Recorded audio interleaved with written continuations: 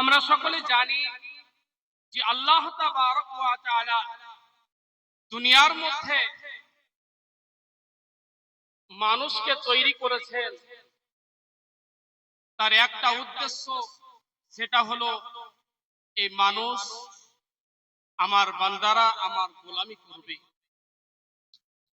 আল্লাহ তাবারক ওয়া তাআলা কোরআন মাজিদের মধ্যে তিনি ঘোষণা করেছেন, ওয়ামা খালাকতুল জিন্না ওয়াল ইনসা ইল্লা লিয়াবুদুন। আল্লাহ তাবারক ওয়া তাআলা ওই কোরআন মাজিদের মধ্যে তিনি বললেন, আমি জিন এবং ইনসানকে তৈরি করেছি শুধুমাত্র একটা কারণ, সেই কারণটা হলো তারা আমার ইবাদত করবে, বন্দেগী করবে, আমার গোলামি করবে। এই জন্য তাদেরকে আমি দুনিয়াতে তৈরি করেছি। এবং আল্লাহ তাবারক ওয়া তাআলা বলছে, মানুষ ব্যতীত যত মাখলুক রয়েছে সবাইকে শুধুমাত্র তোমাদের জন্য তৈরি করেছি। একটু চিন্তা করে দেখেন, একটু লক্ষ্য করে দেখেন, যে সমস্ত মাখলুক গুলো আমরা দেখতে পাই, একটা গরু, একটা মোষ কত শক্তিশালী প্রাণী, একটা হাতি কত শক্তিশালী প্রাণী। আপনার কয়েকটা মানুষকে আপনার মেরে ফেলতে পারে, তবু আপনার 8 বছরের 10 বছরের একটা শিশুকে একটা লাঠি ধরিয়ে দেন, ওই গরুটাকে বলবে ডানে চলো ডানে যাবে, বামে চলো বামে যাবে। যে সমস্ত কাজগুলো ওই গরুর দ্বারাই হয়, সমস্ত কাজগুলো কিন্তু করতে আছে। এইরকম ভাবে আপনি দেখেন, হাতি কত শক্তিশালী প্রাণী, অথচ মানুষের গোলামি করতে আছে। একটা আপনার হিংস্র জন্তুগুলো দেখতে পেয়ে এইগুলো আপনার আপনার গোলামি করে। কিন্তু দেখেন, একটু যদি হিসাব করে দেখেন, শুধুমাত্র আল্লাহর হুকুম মানেন না কারা? আপনি চিন্তা করে দেখেন, মানুষ ছাড়া অন্য কোন মাখলুক কিন্তু আল্লাহকে অস্বীকার করে না, আল্লাহর ইবাদতকে অস্বীকার করে না, আল্লাহর হুকুমকে অস্বীকার করে না, শুধুমাত্র মানুষই করতে আছে। আল্লাহ বলছে তুমি নামাজ পড়ো, আমরা কিন্তু নামাজ পড়ি না। রোজা রাখো, রোজা রাখি না। যাকাত দাও, যাকাত দিই না। দান করো, দান করি না। হজ করো, হজ করি না। এইরকম ভাবে আল্লাহ তাবারক ওয়া তাআলা, আল্লাহ রাসূল বলেছেন, ইসলামের মধ্যে 5টা স্তম্ভ রয়েছে, এই 5টা স্তম্ভকে জিন্দা করতে বলেছে, কিন্তু আমরা কিন্তু এগুলোকে জিন্দা রাখতে পারলাম না। এই জন্য আল্লাহ তাবারক ওয়া তাআলা মানুষকে বোঝাবার জন্য বলেছেন, কসম খেয়ে বলছেন। আল্লাহ তাবারক ওয়া তাআলা এই কসমটা কিসের করেছেন? আসরের সময়ের কসম করেছেন। ওয়াল আসর ইন্নাল ইনসানা লাফি খুসর। আল্লাহ তাবারক ওয়া তাআলা সময়ের কসম খেয়ে বলছেন, আসরের সময়ের কসম খেয়ে বলছেন। আর একটা সূরা আপনার কসম খেয়ে করেছেন, সেই সূরাটার নাম হলো সূরাতুল ফজর। এদিকে ফজর সময়ের কসম খেয়ে বলছেন, এদিকে আসর সময়ের কসম খেয়ে বলছেন। ফজর মানে দিনের স্টার্টিং, দিনের শুরু, আর আসর বলতে দিনের শেষ। আসর বলতে দিনের শেষ। তাহলে ফজর স্টার্টিং এ আপনার কি বলে কসম খেয়ে বলছেন, এই সময়টা খুব দামি সময়। এই সময়ে যত মাখলুক আছে সবাই নিজের নিজের রিজিক তালাশ করতে বেরিয়ে যায়। এবং যখন আসরের সময় হয়, তখন আবার সব নিজ নিজ বাসাতে ঢুকে পড়ে আর আলহামদুলিল্লাহ পড়তে থাকে। তাহলে প্ল্যানিং হয়, যুক্তি হয়, পরামর্শ হয়, আজকের কি কাজ হবে, ওটা কোন সময়? সেই সময়টা হলো ফজরের, আপনার ফজরের সময়, সকালের সময়। আর শেষ হয় কখন? দিনের শেষ হয় আসরের পর। তো আল্লাহ তাবারক ওয়া তাআলা এই আসরের সময়ের কসম খেয়ে বলছেন, ওয়াল আসর ইন্নাল ইনসানা লাফি খুসর। আসরের কসম খেয়ে বলছেন, নিশ্চয়ই মানুষ ক্ষতির মধ্যে পড়ে আছে, নিশ্চয় মানুষ ক্ষতির মধ্যে পড়ে আছে। আচ্ছা, সময়ের কসম কেন খেলেন? সময় হলো মানুষের জীবনের একটা মহা মূল্যবান নিয়ামত। এই জীবন আপনার কোন সময়ে তার স্টেশন হয় না, স্টপেজ হয় না, সময় কিন্তু চলতেই থাকে, চলতেই থাকে। আপনি ঘুমাবেন, আপনার কিন্তু সময় টিক টিক করে চলতেই থাকবে। আপনি কি বলে যে কোনো কাজ করেন না কেন, আপনি একটু বিশ্রাম করেন না কেন, আপনি নিশ্চয়ই বিশ্রাম করছেন, কিন্তু সময় বিশ্রাম নেই। তাহলে যখন আপনার আসরের সময় হয়ে যাবে, আপনি ভেবে নেন আপনার একটা দিন আপনি কবরের দিকে অগ্রসর হলেন। তাই আল্লাহ তাবারক ওয়া তাআলা সময়ের কসম খেয়ে বলছেন, ওয়াল আসর ইন্নাল ইনসানা লাফি খুসর, নিশ্চয়ই মানুষ ক্ষতির মধ্যে নিমজ্জিত আছে, পড়ে আছে। বাপজি আমার, বাইরে আমার, কেন বললেন? দেখেন, কোন মানুষ দুনিয়ার পাগল, কোন মানুষ টাকার পাগল, কোন মানুষ আপনার কি বলে, কোন মানুষ আপনার পরনারীর দিকে পাগল, এইরকম ভাবে জিনার দিকে পাগল, সুদের দিকে পাগল, বিভিন্ন গুনার কাজের দিকে মানুষ পাগল হয়ে আছে। এই জন্য আল্লাহ তাবারক ওয়া তাআলা বলছে, নিশ্চয়ই মানুষ ক্ষতির মধ্যে নিমজ্জিত আছে। আজকে এই জালসা আয়োজন করা হয়েছে মাদ্রাসা কেন্দ্রিক, মাদ্রাসা জালসা উন্নতি কল্পে জালসা করা হয়েছে। আর সবাইকে দাওয়াত দেওয়া হয়েছে কিসের জন্য বলেন? শুনবে, মানুষ আসবে, কিন্তু দেখেন মানুষ কত ক্ষতির মধ্যে নিমজ্জিত আছে। আল্লাহ রাসূল বলেছেন, আল্লাহ রাসূল বলেছেন, সবচাইতে উত্তম জায়গা হলো মসজিদ, আর সবচাইতে নিকৃষ্ট জায়গা হলো বাজার। সবচেয়ে নিকৃষ্ট জায়গা বাজার। আচ্ছা, উৎকৃষ্ট জায়গা মসজিদ। তিনি মাহফিল যেখানে হয় সেটা হলো উৎকৃষ্ট জায়গা, কিন্তু সেই জায়গা আমাদের পছন্দ হলো না। কিন্তু মেলা খেলা নিয়ে দেখেন মানুষ ব্যস্ত রয়েছে। এই জন্য আল্লাহ তাবারক ওয়া তাআলা বলছেন, ইন্নাল ইনসানা লাফি খুসর, নিশ্চয়ই মানুষ ক্ষতির মধ্যে পড়ে আছে। আচ্ছা, আশ্চর্যের বিষয় না, সবাই কি ক্ষতির মধ্যে পড়ে আছে? জি, পৃথিবীর মধ্যে যত মানুষ আছে দুনিয়ার মধ্যে সবাই ক্ষতির মধ্যে পড়ে আছে।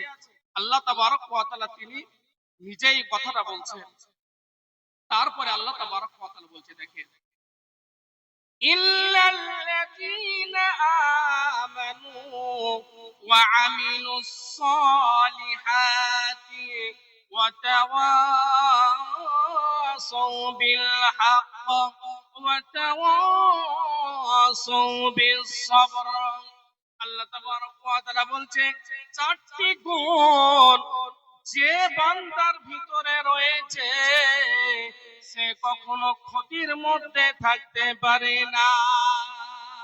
চারটি গুণ আল্লাহ তাবারক ওয়া তাআলা বলছেন, ইল্লাল্লাযীনা আমানু, যারা ঈমান এনেছে, ওয়া আমিলুস সলিহাত, যারা আপনার নেক আমল করে, ভালো আমল করে। প্রথম 2 নম্বর বলছেন যারা ঈমান এনেছে এবং নেক আমল করে। পাশাপাশি দুটো কাজ, আপনার কাছে আমার কাছে ঈমান আছে, আমরা ঈমানের দাবিদার, আমরা সবাই বলি আমরা ঈমানদার। বেঈমান যদি আপনি আমাকে বলেন আমি কিন্তু রেগে যাব না বাপ। বেঈমান বললে রেগে যাব। সবাই আমরা এক কথাই বলি আমরা কিন্তু ঈমানদার। আমরা ঈমান এনেছি কিন্তু আমরা রোজা রাখবো না, আমরা ঈমান এনেছি কিন্তু আমরা নামাজ আদায় করব না। এইরকম আমরা ঈমানদার। ইল্লাল্লাযীনা আমানু, তোমরা ঈমান নিয়ে এসো, যারা ঈমান এনেছে, ওয়া আমিলুস সলিহাত, এবং নেক আমল করে। আমল ছাড়া ঈমান টিকে থাকতে পারে না, আর ঈমান ছাড়া কখনো আমল করা সম্ভব হবে না। আচ্ছা, যার ঈমান নাই সে কি আমল করবে? কি তার কি আল্লাহর ভয় থাকবে? না আল্লাহর নবীর আদর্শকে মেনে চলবে? জি, তার দুনিয়ার মহব্বতে পড়ে, দুনিয়ার মজাতে আপনার পড়ে আছে, সে আখিরাতকে ভুলে গেছে, তো তার ঈমান নেই। জি, ও ব্যক্তি কখনো আমল করতে পারে না। একটা উদাহরণ দিলে বুঝতে পারবেন। ঈমান ধরেন আগুন, আর আমল হলো জ্বালানি। আপনি কিছু জ্বালানি এখানে রেখে দিলেন আর সেখানে আগুন ধরিয়ে দিলেন, আগুন জ্বলতে আছে জ্বলতে আছে, যখন জ্বালানি পুড়ে যাবে আগুন কিন্তু লিভিয়ে যাবে। তো ঈমান হলো ওই রকম জিনিস, আপনার ঈমান আপনার আগুনের মতো, নূরের মতো। আপনি যত আমল করবেন নূরের তেজ বাড়তেই থাকবে, যত আমল করবেন আপনার ঈমানের শক্তি আপনার বাড়তেই থাকবে, এই ঈমান আপনার কমে যাবে না। যত আপনি আমল করবেন, নেক আমল করবেন, তত আপনার ঈমানের উজ্জ্বলতা বেড়ে যায়। বলুন সুবহানাল্লাহ। জি, আপনি নামাজ আদায় করবেন, আপনার ঈমানের আলো বাড়তে থাকবে, ঈমানের শক্তি বাড়তে থাকবে। এই যে আপনার কি বলে একটা দ্বীনি মাহফিল, আপনার জালসা হচ্ছে, ওয়াজ নসিহত হচ্ছে, কোরআন ও হাদিসের কথা হচ্ছে, আল্লাহ ও আল্লাহ রাসূল সাহাবায়ে কেরামদের কথা হচ্ছে, আপনারা শ্রবণ করছেন, এটা আপনার ব্যাটারি চার্জ হচ্ছে, ঈমানের চার্জ হচ্ছে। একটা ব্যাটারি চার্জ বসে গেছে, তাকে চার্জ দিতে হলে পরে আপনার কি বলে চার্জার মেশিনে দুটো ক্যাচার লাগিয়ে দিতে হবে, তবে ও সে চার্জ হবে। তো ঈমান আপনার ঈমানের শক্তি কমে গেছে, ঈমানের উজ্জ্বলতা কমে গেছে, নূর কমে গেছে। আপনি কি করেন? কোরআন ও হাদিসের কথা বেশি বেশি শুনেন আর ভালো আমল করতে থাকেন, আপনার ব্যাটারি ঈমানের চার্জ হয়ে যায়। বলুন সুবহানাল্লাহ।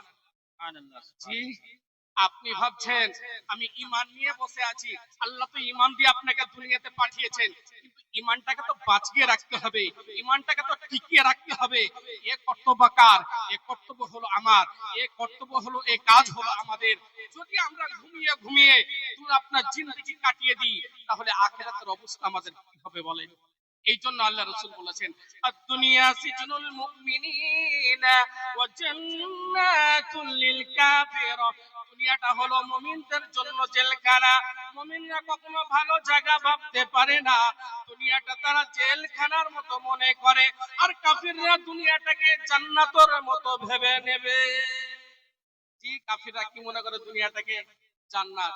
এই দুনিয়াতে সব মরার পরে আবার কি আছে? জি, এরকম কথা বলতে থাকে। তো যারা ঈমান এনেছে, ঈমান কার উপরে আনতে হবে? আল্লাহ তাবারক ওয়া তাআলা কোরআন মাজিদের মধ্যে তিনি ঘোষণা করেছেন, মান আমিলা সালিহান ফালাহুম আজরুহুম ইনদা রাব্বিহিম লাইসাল বিররা আন তুওয়াল্লু ওয়ুজুহাকুম কিবালাল মাশরিকি ওয়াল মাগরিবি ওয়ালাকিন্নাল বিররা মান আমানা বিল্লাহি ওয়াল ইয়াউমিল আখিরি ওয়াল মালাইকাতি ওয়াল কিতাবি ওয়ান নাবিয়্যিন। আল্লাহ তাবারাক ওয়া তাআলা বলছে তোমরা কার উপরে ঈমান আনবে? বলছে মান আমানা বিল্লাহ, আল্লাহর উপরে ঈমান আনতে হবে, বিশ্বাস রাখতে হবে। ওয়াল ইয়াউমিল আখিরি, মরার পরে একটা জিন্দেগি আছে, সেই জিন্দেগির আপনার জিন্দেগির উপরে ঈমান আনতে হবে, সেটাকে বলা হয় আখিরাত। ওয়াল মালাইকাতি ওয়াল কিতাবি, আল্লাহ তাবারক ওয়া তাআলা তারপরে বলছে যে ফেরেশতা বলে কিছু রয়েছে, এই ফেরেশতাদের উপরে ঈমান আনতে হবে। ওয়াল কিতাবি, এবং আল্লাহ তাবারক ওয়া তাআলা যে কিতাবখানা আমাদেরকে দান করেছেন, কুরআনুল কারীম, এই কুরআনুল মাজিদের উপরে আমাদেরকে ঈমান আনতে হবে। والنبيين, এবং আল্লাহ তাবারক ওয়া তাআলা যত নবী ও রাসূল দুনিয়ার মধ্যে পাঠিয়েছিলেন সকলের প্রতি আমাদেরকে ঈমান আনতে হবে।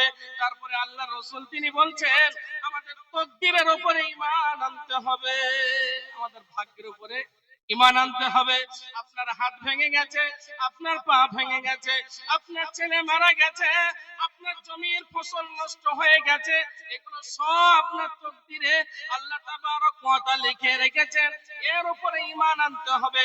আপনাকে ভেবে নিতে হবে আমাদের ভাগ্যে এটা ছিল, নসিবে এটা ছিল, তকদিরে এটা ছিল, তাই ঘটে গেছে। নিশ্চয় আল্লাহ তাবারক ওয়া তাআলা আবার আমাদেরকে ফিরিয়ে দেবেন, আর এর উপরে কোনো হয়তো আমাদের ভালাই রয়েছে। জি, আল্লাহ তাবারক ওয়া তাআলা কত সুন্দর ভাবে তিনি বলছেন।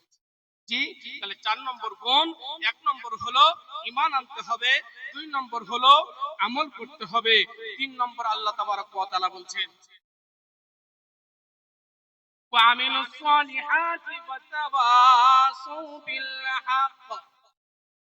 যারা হকের উপরে দাওয়াত দিবে, হকের উপরে দাওয়াত দেবে এবং হকের উপরে চলবে, ওয়াতাওয়াসাউ বিসসবর, এবং যারা সবরের জন্য উপদেশ দেবে। কি কত সুন্দর কথা বলছেন আল্লাহ তাবারক ওয়া তাআলা, বলছে যারা হক আদায় করবে এবং যারা হকের দাওয়াত দেবে তারা ক্ষতির মধ্যে নাই, এবং যারা ধৈর্য ধারণ করার উপদেশ দেবে। আপনি একটা অন্যায় করছেন, আমি আপনাকে হকের দাওয়াত দিলাম, ভাই এটা তোমার ভুল হচ্ছে, বা এটা তোমার করা ঠিক হয়নি, এটা হকের দাওয়াত। আমাকে নিজেকেও হকের উপরে থাকতে হবে এবং আমাদেরকে হকের দাওয়াত দিতেই হবে, অস্বীকার করলে চলবে না। এবং আল্লাহ তাবারক ওয়া তাআলা বলছে ধৈর্য ধারণ করার উপদেশ দিতে হবে। কেউ বিপদে পড়ে গেছে, অনেক বড় ক্ষতি হয়ে গেছে, খুব অন্তরের মধ্যে টেনশন রয়েছে, মনের ভিতরে খেয়ে পড়ে শান্তি পাই না, আপনি কাছে গিয়ে বলেন ভাই এটা তোমার ঘটে গেছে, খুব দুঃখজনক ব্যাপার, বুঝতে পারছি, তবে তুমি কি করো, ধৈর্য ধারণ করো, তুমি সবুর করো, নিশ্চয় এর মধ্যে সফলতা আছে, এর মধ্যে সফলতা আছে। যে যার বেশি ধৈর্য, যে বেশি ধৈর্য ধারণ করবে তার লংজিভিটি বেশি হবে, তার সফলতা বেশি হয়ে যাবে। আপনাকে একটা উদাহরণ দিলে বুঝতে পারবেন। আপনার একটা আমের গাছ লাগিয়ে, যাই হোক টাইম শেষ হয়ে গেছে, তবে বলতে চাই, আমি শেষের বেলায় যেটা বলতে চাইছিলাম সেটা হলো যে আল্লাহ তাবারক ওয়া তাআলা বলতে চাইছে তুমি যদি ক্ষতির মধ্যে না থাকতে চাও তাহলে এই 4টি গুণ তোমার উপরে থাকতেই হবে। 4টির মধ্যে যদি কেউ একটাকে অস্বীকার করে সেও ক্ষতির মধ্যে আছে, যদি দুটোকে অস্বীকার করে সেও ক্ষতির মধ্যে আছে। আমার একটা বানানো একটা উদাহরণ আপনাদেরকে বলতে চাই যে আপনার নবগ্রাম থানায় একটা কথার কথা, নবগ্রাম থানার মধ্যে আপনার 2000 আপনার পুলিশ আপনার নিয়োগ করবে, 2000 পুলিশ নিয়োগ করবে, আর আমরা ওই পুলিশ নিয়োগ হবে এই কথা শুনেই আপনার 10,000 মানুষ হাজির হয়ে গেছে, কিন্তু সেই কি আছে, বলা কি আছে যে তোমার 5 ফুট 10 ইঞ্চি হাইট হতে হবে, 36 ইঞ্চি সিনা হতে হবে, কমসে কম মাধ্যমিক পাস হতে হবে। আর কি বলা হয়েছে, 4টি কথা যেমন বলা হয়েছে, আপনার দেখা গেল মাধ্যমিক পাস হয়ে গেছেন, আপনার 36 ইঞ্চি সিনা হয়ে গেছে, কিন্তু আপনার হাইট 5 ফুট হবে, বলেন চাকরি হবে? হবে? হবে না। যদি 5 ফুট 10 ইঞ্চির উপরে যদি 6 ফুট হয়ে যায় চাকরি হতো না? হতো। আল্লাহ তাবারক ওয়া তাআলা বলছে তুমি কি ভেবে নিয়েছো যে তুমি কি ভেবে নিয়েছো ঈমান নিয়ে এসেছো, ঠিক কথা, তুমি আমল করো, ঠিক কথা, কিন্তু তুমি কাউকে হকের দাওয়াত দাও না, তুমি কাউকে সত্যের দাওয়াত দাও না, তুমি কিন্তু ক্ষতির মধ্যেই আছো, তুমি অন্যায়ের মধ্যেই আছো। কিন্তু মানুষ সবচাইতে এইখানেই বেশি মুশকিলে পড়ে গেছে, আর সবুরে বেশি মুশকিলে পড়ে গেছে। মানুষ কাউকে সত্য কথা বলতে চাই না, সত্যের দাওয়াত দিতে চাই না, এবং বিপদ আপদ হলে ধৈর্য ধারণ করতেও চাই না। খুব মুশকিল এখানেই। তাহলে বোঝা গেল যে আমরা সকলেই কিন্তু ক্ষতির মধ্যে নিমজ্জিত আছি। 4টি হক আমাদের কারো মধ্যে নাই, খুব কম সংখ্যায় মানুষের মধ্যে 4টি গুণ আছে, বাকি সবাই এই পরীক্ষায় ফেল। আমরা হয়তো 3টিতে টিকে আছি, একটাতে আমরা ফেল হয়ে গেছি। অতএব এরকম ফেল হয়ে গেলে হবে না, এই হকের 4টি হকের মধ্যে গুণের মধ্যে আমাদেরকে থাকতে হবে। আল্লাহ তাবারক ওয়া তাআলা আমাদের সকলকে যেন শোনার পরে বেশি বেশি আমল করার তৌফিক দান করে।